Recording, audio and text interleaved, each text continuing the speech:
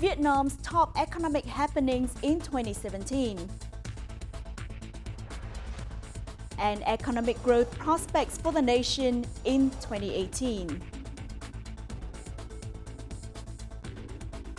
Happy New Year from Hanoi. You're tuning into another edition of BizLine. We do hope you have been enjoying a happy Lunar New Year so far, as this is the first episode of BizLine for the Lunar New Year, where we'll review some top highlights of positive and remarkable economic happenings in Vietnam in 2017.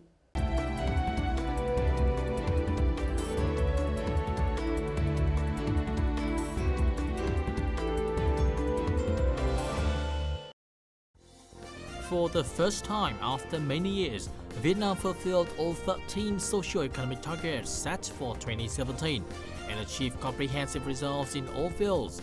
One of the most notable achievements is the GDP growth rate of 6.81%, the highest growth in the past 10 years. Total FDI capital by December the 20th hit a record high of $35.88 billion, up over 44% against last year. Việt Nam chuẩn bị bước vào năm thứ 3 thực hiện kế hoạch phát triển kinh tế xã hội 5 năm 2016-2020 với mục tiêu tổng quát là bảo đảm ổn định kinh tế vĩ mô, phấn đấu tăng trưởng kinh tế cao hơn 5 năm trước. The number of newly established enterprises this year also reached a record high of over 125,000. Also in September, the Ministry of Industry and Trade decided to cut down 675 business and investment conditions. The impressive economic growth of Vietnam has been recognized by many international organizations. The World Bank has recently upgraded its forecast for Vietnam's GDP growth to 6.7% from 6.3%, according to its biannual report, Taking Stock. Vietnam moved up 14 places to rank 68th among 190 economies in the World Bank's Doing Business 2018. According to the Bloomberg News survey, Vietnam and the Philippines are considered the brightest stars in terms of GDP growth rate stability in Southeast Asia. In addition, international rating agency Moody's recently upgraded Vietnam's credit institutions from stable to positive. The APEC Economic Leaders Week from November the 6th to the 11th attracted about 11,000 delegates, and more than 21,000 delegates took part in the 243 activities held during the APEC year 2017. During the week, Vietnam signed 121 cooperation agreements worth nearly $20 billion in total. Ministers from TPP member nations also agreed on changing the TPP into the Comprehensive and Progressive Agreement for Trans-Pacific Partnership, or CPTPP. The fourth industrial revolution, with important components such as the Internet of Things, artificial intelligence, cloud computing, and big data, has created opportunities for innovation, especially IT startups. Industrial Revolution 4.0 is a new world that we can't fully imagine now, where all the things that were strengths here in Vietnam, like the labor in the farms and the factories, that is no longer going to be as relevant anymore. So we need to build Vietnam up for the next generation of technology capability. TechFest 2017, one of the biggest events for IT startups in Vietnam, took place in November, with 29 investments worth more than $4.5 million committed for startups and 170 investment and business connections. Vietnam has 52 million internet users, which is 54% of the population, and 55% of the population use smartphones, which are favorable conditions for IT startups. One of the most notable state capital divestment successes is Saigon Beer, Alcohol and Beverage JSC, or Sabeco. The Ministry of Industry and Trade on December the 18th sold all of its 343.6 million shares, or a 53.6% stakes in Sabeco, receiving an estimated $4.89 billion. After a sell-off of state capital, Vinamilk earned around $882 million from divestment. Divestment of state capital led to record numbers on the stock market. Market capitalization of the Ho Chi Minh Stock Exchange for the first time, capitalization as a whole reached 135 billion US dollars, equivalent to 74.6% of GDP, and exceeded the target for 2020. Despite a hard year for Vietnam's agro-produce due to natural disasters, Vietnam's exports of fruits and vegetables exceeded 3.5 billion US dollars, a surge of about 43% compared to 2016, indicating a trade surplus of approximately 2 billion US dollars. Major markets for the products are China, about 75%, Japan, the United States, and South Korea, among others. Some fruits managed to make it to new markets. The first 2 tons of star apples were exported to the U.S. market on December 26, after 10 years of negotiations and preparations. Dragon fruit was also exported to Australia in September, after 9 years of negotiations and procedures. Mangoes grown in Vietnam are now eligible to enter the United States. This is one of the results achieved during U.S. President Donald Trump's visit to Vietnam in 2017. Those are the top economic highlights for 2017. As Vietnam welcomes the Year of the Dog, optimism is high for the nation's economic performance. As such, our crosstalk this week will discuss factors affecting economic growth of Vietnam in 2018. Stay tuned.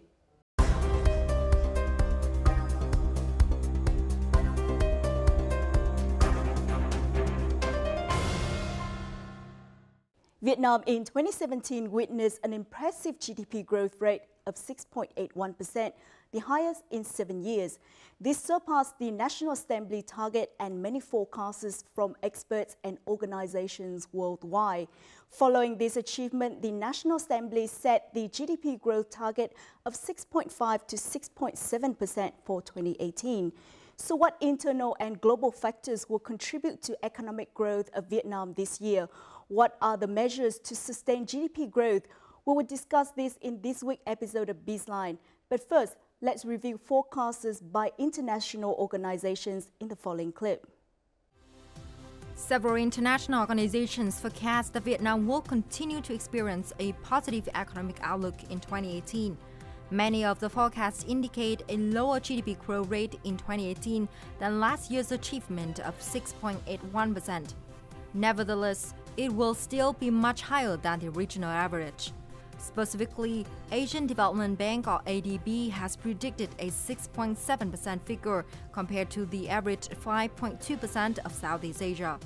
Meanwhile, both the World Bank and Bloomberg have projected the same rate of 6.5% for Vietnam in 2018.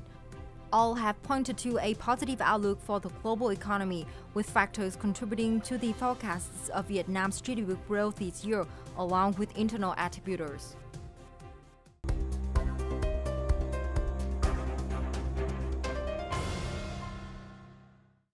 In order to further discuss this issue, we have invited to our studio Mr. Sebastian Eckhart, lead economist of World Bank in Vietnam, and Mr. Eric Sidwick, Country Director of Asian Development Bank in Vietnam. Well, welcome and thank you for being here with us. It's a pleasure. You're welcome. Okay. Now, first of all, Vietnam experienced an impressive GDP growth last year of 6.81%. Does this performance put pressure on economic growth this year for the country? So if we look at the initial indicators, it looks like that coming off a very strong performance last year, momentum continues to be quite robust. Forward-looking indicators such as the Purchasing Managers Index suggest that there is continued strong confidence in the economy. So we expect that Vietnam will continue to perform quite well. Now, it is important to note that there are certain one-off factors that contributed to the exceptionally strong performance last year, including the recovery in the agricultural sector that will not be there this year. So it will perhaps be a bit harder to achieve growth at the same level as last year. Yeah, I very much agree with that. But I think it's also important to emphasize that, you know, the headline growth number is important, but some focus also needs to be put on the quality of growth. You know, who participates in the growth process, how the benefits of growth are shared. And so I think a high growth rate is good, but high growth rate has to be able to be sustained and has to have more beneficial impacts across different segments. of society and the population. Some still believe that it is possible for Vietnam to achieve good growth rate for 2018. Now, what would be the biggest contributing factors in your opinion? As last year, I think we expect that domestic demand is really going to be the main driver of growth, and that will help retail sector growth, the services sector. I think we are watching this here, and that is important as the mining sector. We do see that globally commodity prices have been on the rise, despite sort of a bit of a dip in the last months or so. But generally, they've been increasing throughout last year, and the expectations broadly are that trend will continue. And that, of course, might lead to a sort of better outcome in the mining sector, which may actually affect headline growth. Well, I think the domestic drivers that are already there will continue. The agricultural sector, which grew by about 3% last year, which was twice the rate of growth of the previous year, that will be hard to increase in any single year. It depends on weather factors. But if external demand remains buoyant for agricultural products and standards and qualities are improved, then there are good prospects for agricultural growth as well. But the traditional drivers of foreign directed investment in manufacturing and exports of manufactured goods, the services sector is also performing well. Agro, forestry, fishery exports saw an impressive figure of nearly $36.4 billion in 2017.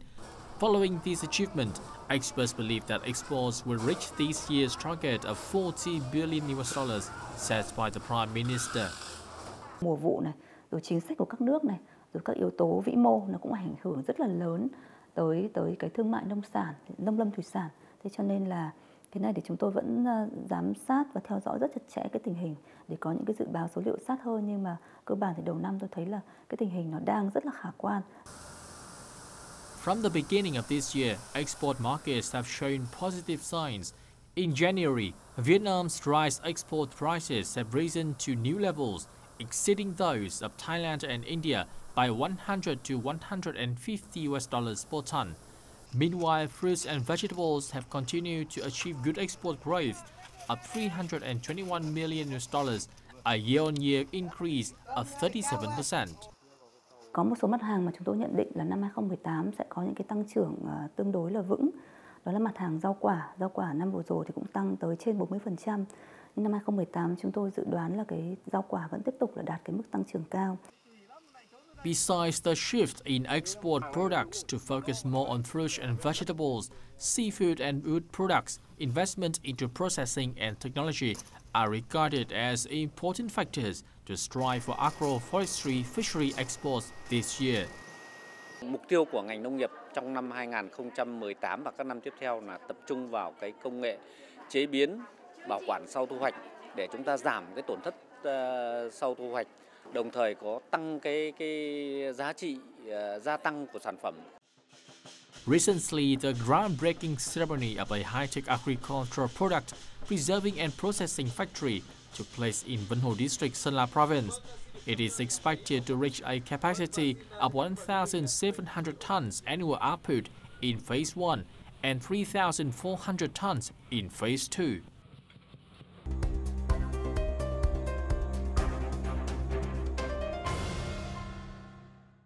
Some free trade agreement that Vietnam joins, including the EU-Vietnam FTA and also the Comprehensive and Progressive Agreement for the Trans-Pacific Partnership, are expected to be concluded and signed this year.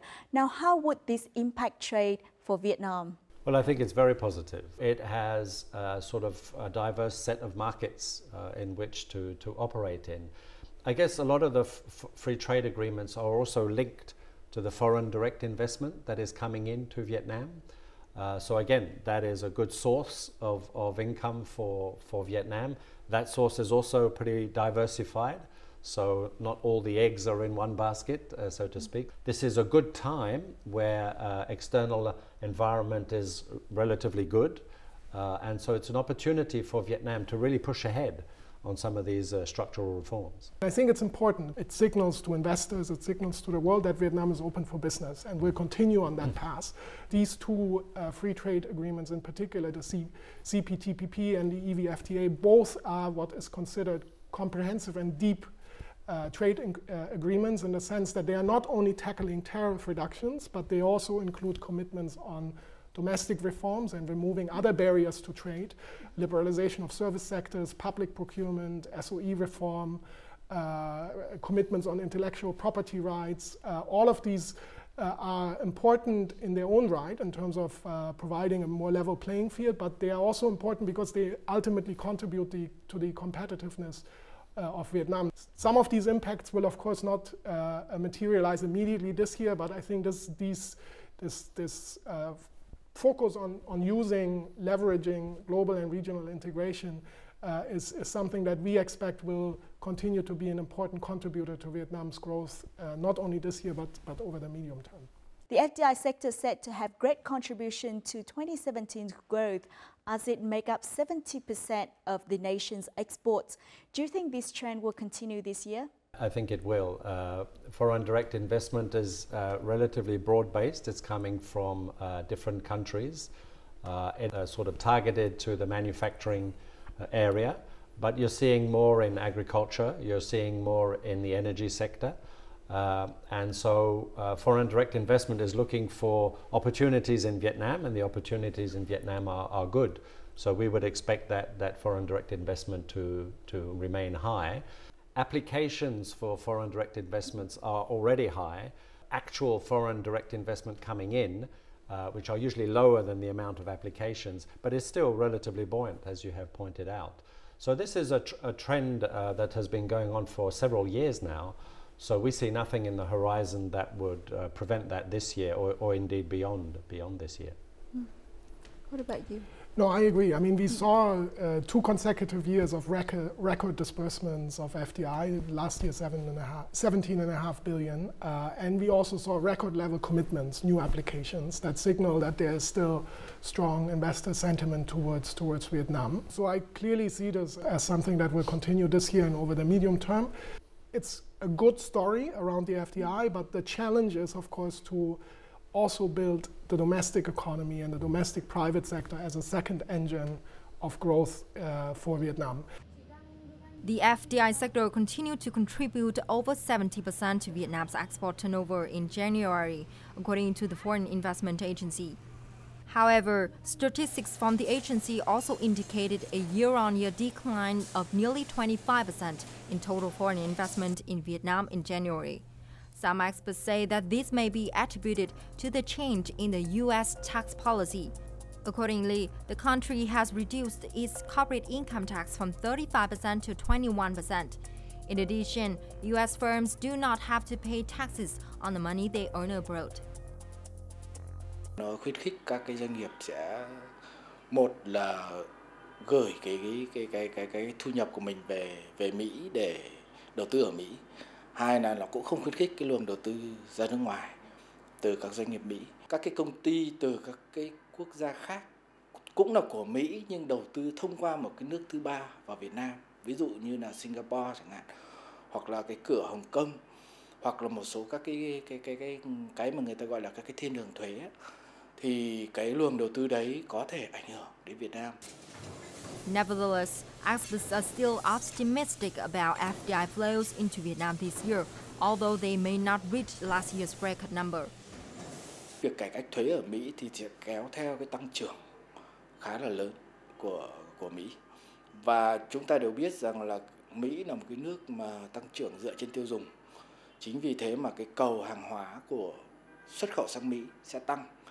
Và điều này thì có thể kéo theo được cái luồng đầu tư vào Việt Nam để xuất khẩu sang Mỹ. 2018 thì chúng tôi kỳ vọng là cái đà này sẽ tiếp tục duy trì. Cái dòng vốn đầu tư cả trực tiếp và gián tiếp từ nước ngoài vào Việt Nam chúng ta tiếp tục tăng trưởng ở cái mức tích cực, có thể là từ 10 đến 15%.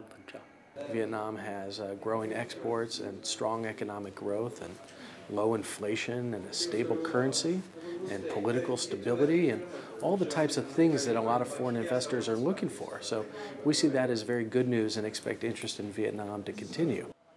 Meanwhile, Vietnam offers quite similar corporate income tax of about 20% and has relatively low labor costs.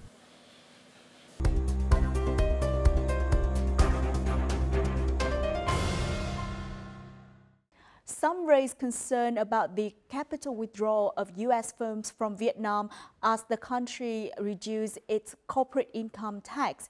Now, how likely could this happen? I don't think that's an immediate concern for Vietnam. I think Vietnam's comparative advantage is complementary to the US. If you look at global value chains, I don't think that there's a direct competition in the immediate future between the US and Vietnam because of the differences in wages and so on. But I do think that, again, it comes back to the long-term sustainability and competitiveness of the economy, that Vietnam, of course, cannot be complacent about the fact that the world is changing rapidly in terms of technology that will affect ultimately the way manufacturing is undertaken. It will reshape global value chains, so it's important to prepare for that. And even though it's not a concern for 2018 and maybe not for 2020, it is a long-term trend that is happening and that will affect all countries, including Vietnam. So Vietnam needs to prepare for that. I agree with Sebastian. I think these are changes on the tech side in the US, on the trade side. I think everybody is still watching the US, but they've just come out with a record trade deficit, so they're importing more than they're exporting still, so it's not an immediate concern. But it is something to watch in terms of what the development of the global economy will look like. But I don't think it has any immediate impact. It wouldn't impact on growth this year or even next year. Some experts say that there is little expansion room for the fiscal and monetary policies in the country. What is your opinion on this? I think on the monetary policy side, interest rates are quite low. It's accommodative monetary policy right now, which has helped to support growth. I think there are some concerns that the rate of credit growth is quite high, and that the intensity of credit for improving efficiencies is also not the best combination. In other words, it takes a lot of credit to produce more value added. And so the credit that is out there is not necessarily efficient in all across the sectors, not so much for monetary policy reasons, but for the possible impact it could have on the banking system. And if a shock were to hit Vietnam now, it would be hard to get lower interest rates, right? We're really at low levels already, so there's not much stimulus left on the monetary policy side. So now the times are good, and there's not much reason to support the economy on the demand side through expansionary monetary or fiscal policy. Now is the time to consolidate and rebuild some of those buffers to ensure that the space is available if it's needed. Now, I think there are risks there, and that needs to be watched quite closely, because if there is signs of re-emergence of price pressures, which could happen also because the global environment is changing, you see oil prices creeping up, which could add to domestic price pressures, then of course there might be a need to adjust a monetary stance to ensure that this very strong growth doesn't result in overheating and create instability. On fiscal policy, again, the challenge is to essentially rein in the deficit and to stabilize and ultimately reduce public debt to GDP in order to have this fiscal space to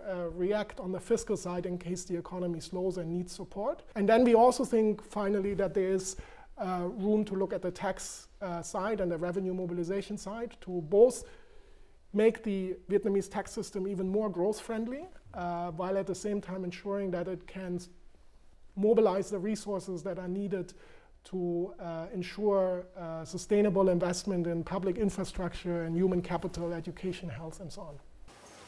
According to a number of experts on monetary issues and finance, Vietnam has been in a state of stable growth and stable macroeconomy. As a result, they suggest that the State Bank of Vietnam does not need to make significant changes in its monetary policy. However, they point out some issues that need to be addressed for better management of the quality of monetary policy. Cần phải xử lý nhanh nợ xấu và để làm tăng các cái tài sản sinh lời cho khu vực ngân hàng, và trên cái nền tảng đó thì ngân hàng trung ương mới có thể mở rộng tín dụng một cách dễ dàng hơn, và đồng thời tức là cũng giảm lãi suất một cách dễ dàng hơn. In addition, some other issues related to foreign exchange rates, such as changes in US dollar value and the increasing amount of foreign currency in the market, have also been raised. However, experts say that those are minor issues, as the State Bank of Vietnam is able to handle them in time and effectively. Meanwhile, remaining fiscal issues such as the state budget deficit and public debt still need great attention in order to be resolved. Mức thâm hụt ngân sách hiện nay của chúng ta nó vẫn còn khá lớn. Nợ công của chúng ta cũng vẫn còn ở mức cao. Đâu đó là khoảng 12-63% GDP. Chúng ta phải nâng cao hơn cái hiệu quả về sử dụng đồng vốn tại Việt Nam chúng ta, cũng như là phối hợp chính sách giữa tài khóa và tiền tệ được tốt hơn nữa để đảm bảo là nó vẫn tăng trưởng tốt và không ở cái mức lạm phát quá cao. Overall, experts say that both monetary and fiscal policies can still be accommodated at the moment.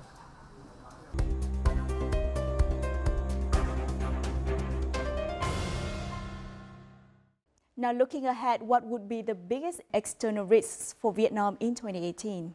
Vietnam, as is a very open economy, obviously it's at risk of any external shock, any reduction in demand from its key partner countries.